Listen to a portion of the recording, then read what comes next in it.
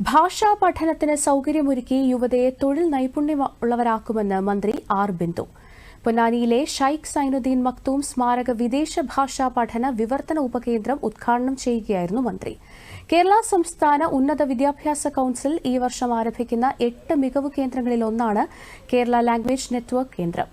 പൊന്നാനിയിലെ ഉപകേന്ദ്രത്തിലൂടെ കുറഞ്ഞ ചിലവിൽ വിദേശ ഭാഷാ പരിശീലനം സാധ്യമാക്കുകയാണ് പ്രാരംഭഘട്ടത്തിൽ ലക്ഷ്യമിടുന്നത് എന്നും മന്ത്രി പറഞ്ഞു.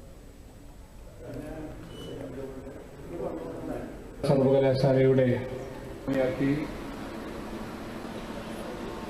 വിവിധ പ്രാമുഖ്യം കൊടുക്കുന്ന ഒന്നാണ് വിദ്യാഭ്യാസം. ആഗോളീകൃത കേരളത്തിൽ നിന്ന് ആദ്യമായി വൻകരകളുടെ അതിർത്തികൾക്കപ്പുറത്തേക്ക് അറേബ്യയിലും ഈജിപ്തിലുമെല്ലാം പോയി വിശ്വ സർവകലാശാലകളിൽ നിന്ന് വിജ്ഞാനം ആർജിച്ച് ആ വെളിച്ചവുമായി കേരളത്തിൽ വന്ന് നിരക്ഷരരും അറിവിൻ്റെ വെളിച്ചം നിഷേധിക്കപ്പെട്ടവരുമായവരിലേക്ക് ആ വെളിച്ചം പകർന്നു കൊടുത്ത ഒരു മഹത് വ്യക്തിയുടെ പേരിലാണ് ഇന്ന് മികവ് കേന്ദ്രമായ ലാംഗ്വേജ് നെറ്റ്വർക്കിൻ്റെ ഭാഗമായി നാം ഒരു വിദേശ ഭാഷാ പഠന വിവർത്തന കേന്ദ്രം ആരംഭിക്കുന്നത്.